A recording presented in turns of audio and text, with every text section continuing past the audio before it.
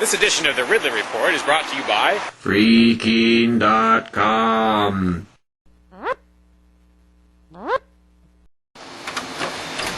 Decades overdue, it's finally starting. Some semblance of a property tax revolt in New Hampshire. By declaring his controversial home a parsonage or church or something like that, keen radio host Ian Freeman has probably triggered the 3-year countdown to having the home taken. Now, when I say home, there are really different words that I could use for this spot. I could call it the Keene Activity Center, which is sort of part of the, duplex that makes up Ian's property.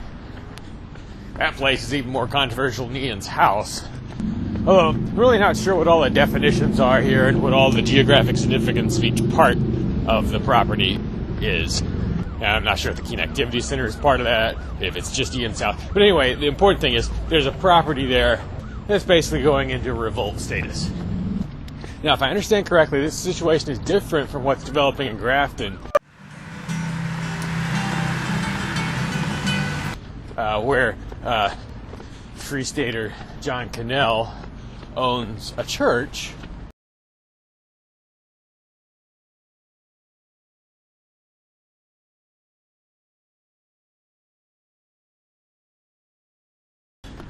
which is in fact a church building and is open to the public for worship services and so forth to a large extent.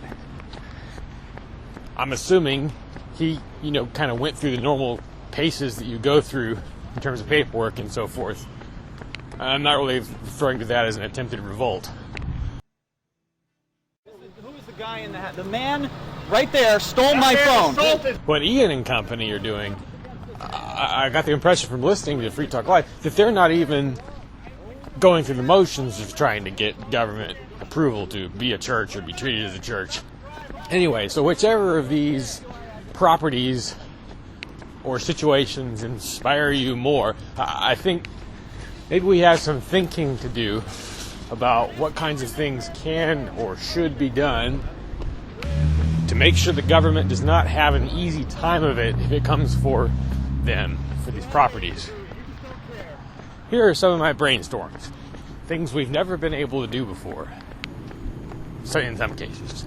Let's say we get to the point, perhaps in the year 2016, where the house is now at risk of confiscation.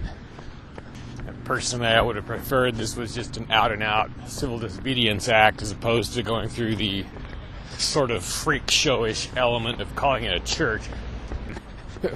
People naming themselves all these titles that people are just going to laugh at. But the number one step that I think should be taken, and actually the step I take when I'm around the Keene Activity Center, is to try and become an asset to the neighborhood for a change. And by that I mean enough of an asset so that you're actually perceived as an asset by the neighbors. I've only ever heard of one situation where the people who inhabit the CAC have gone out and cleaned up the neighborhood or something like that. It's not a dirty neighborhood, but it's very residential, and whenever I've been to the CAC, I felt actually kind of uncomfortable being there. Like it's sort of like I'm taking up parking space away from people who live in the area. There's not really many places to park. Maybe that situation's changed somehow since I was there last. But ice removal is another useful thing that could be done around there, which I'm sure the neighbors would appreciate. Ideally, as Ian is always saying, you don't want to do this kind of thing in isolation. And that's why he didn't do it for all these years, because he thought he would be kind of alone. But isolating themselves is exactly what the folks in the CAC tend to be doing.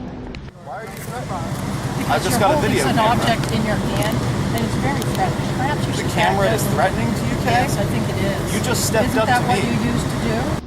By failing to win the support of the neighborhood, at least some support.